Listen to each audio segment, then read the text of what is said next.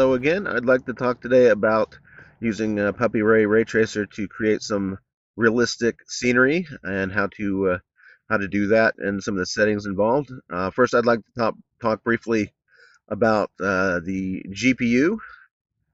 Whether you're using AMD or Intel or NVIDIA, you should get basically a very good experience with PuppyRay. There are a few things to know. You might want to take a look at my previous video from a few days ago about timeout detection and recovery for GPUs. Basically, GPUs do not multitask, so the operating system gives the program 2 seconds and then it kicks the user off. But you can change the registry to give it more time. So check that video out here on our PD Howler channel on YouTube. And also, I historically use AMD processors, but today I'm using an NVIDIA. So whatever program you're using or whatever platform you're using, be sure to select the fastest possible GPU. In the case of NVIDIA, I can select either the Intel onboard processor or the the high performance NVIDIA processor using the control panel for the NVIDIA board. Just be sure you do that on your machine, whatever you need to do to get that to work. And let's just dive into PuppyRay now. I've already created some fractal, some plasma noise, a height map, and that'll be another tutorial how we did that. And then the swap image, I have a color map. Again, that'll be another tutorial.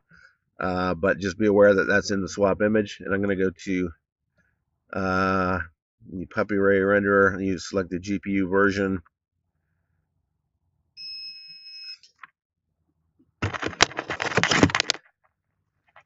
And now let's start. First of all, I notice I'm a little bit dark. That texture map is making everything a little bit dark. So I might bump up the light some. I am currently in the low quality or the preview quality settings. We might bump that up to medium quality just for working. You can see PuppyRay now by default has a water plane. You can turn this on and off. But I'm going to be using that today, so I'll go ahead and use that. And let's. One thing I like to do is move the sun further away quite a bit, because the sun is supposed to be at I forget how many miles that is. Well, basically one light year away. Basically, that's quite a long ways away. So I like to move the sun quite a ways away, and then just amp up this intensity a bit. Makes it just basically more realistic. Well, it might take a while to amp that up. Actually, you can type that in as well. Go into the world settings. You can just put in whatever setting you want there, and that'll be fine. Now, for me, this default yellow is a little bit too lemon yellow. Our sun is a yellow sun, but it's more of a cad yellow in my estimation, instead of a lemon yellow. That's or even a cad orange, and that's a very expensive color if you go into an art store. So I like to use it because it's free on the computer. So let's use a much oranger sky color or sun color. Now, when we see light, we tend to think it's white, but it's really not white. The light coming from the sun is very orange. And getting realistic ray tracing is all about the lighting. It's all about the lighting. So the reason it appears white to us is because all this bounce light from the sky is also hitting the surface, and it's blue. And as you know,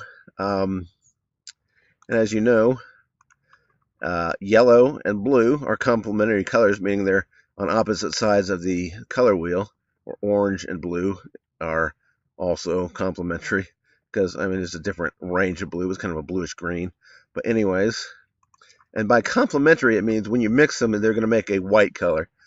Hence, we tend to perceive white, even though there's orange and there's blue together. Now, to get that, I'm going to turn on global illumination. That gives us that bounce light from the sky in addition to our sunlight. And this is going to look a lot more white once we amp up this.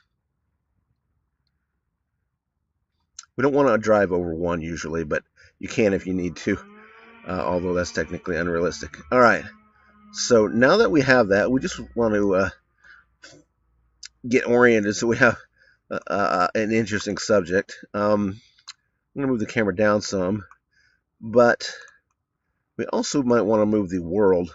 Instead of moving the water plane, we're just going to move the world, and the water plane will stay in the same place. So let's find an area where it's interesting. I like that right about there. And let's move our camera to somewhere more interesting. I'm going to place this right down on the beach if I can do it. Let's try here for now and see what happens.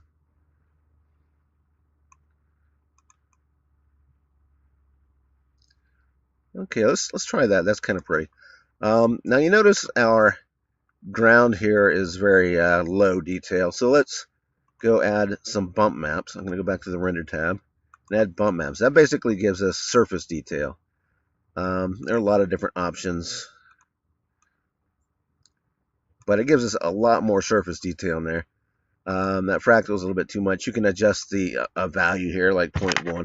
This is usually a range between 0 and 1, but you can overdrive it if you absolutely have to, but normally you don't have to. I'm going to use Rocky instead of Fractal, though. I like that one for some reason. It looks like beach rocks or something. And that is just a bit intense. I'm going to go like 0.7, and that should be fine. Later on, we'll amp up the quality, but for now, we'll use this preview quality. Now, you'll notice that our water is completely reflective at this point, and that can be fine for some things, but in this case, I'm going to turn on refract, and that will make this water also transparent and refractive, meaning it'll look more like water basically. And there, it's a little bit grainy, and the reason is because we do not split rays. This is just a choice we made. So this will take a number of anti-aliasing passes to smooth that out. So I'm going to actually turn down this global illumination. That's the number of samples for bounce light. I'm going to turn that down to 1. That way, when I turn up the anti-aliasing steps, we won't be wasting global illumination steps. So another thing I'm going to do, since this is almost sunset, you never have hard shadows at sunset. So I'm going to bump up the shadow quality to about 8, maybe 5. And a higher value means softer shadows, basically. See? All right. I might just move that up a bit. I like the reflection I'm getting right down here across the water. That looks really nice. I think I'll keep it right about there. All right. So now watch when I turn on anti-aliasing.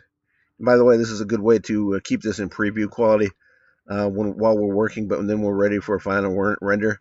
Instead of just changing our quality settings over and over again, we just turn anti-aliasing on and off, and that will basically speed up our work. So as you see the anti-aliasing kick in, it starts to resolve, and that smooths out all that water, and it starts to look realistic. That is basically a really good start on this. I'm going to put this up to like 30 for now. And we've already created a good looking scene here. So I might save the rest of this for the next video. But I think that's a good introduction. I think I've covered some of the basics. It'd be good to get into some of the more interesting aspects of the new water features. So, in fact, while we're here, I think I'll do that. There's also the noise, the water frequency. Basically, a smaller value means a bigger wave. This is 0.2 right now. If I make it 1, it'll be a much bigger wave. If I make it like 0.5, it'll be a much smaller wave, or 0.6. And that'll help you change the appearance of scale. I think about 0.35 would be fine here for scale. And now there's also this noise frequency, and the noise keeps this from looking like a perfect sine wave. It kind of makes it more random looking, or more well, I'll just show you. If this were 0, this would be basically a perfect sine wave. See what I mean? It's just straight across, And in fact, I'll anti-alias that. You can see they're just very bland looking waves. But if I make this like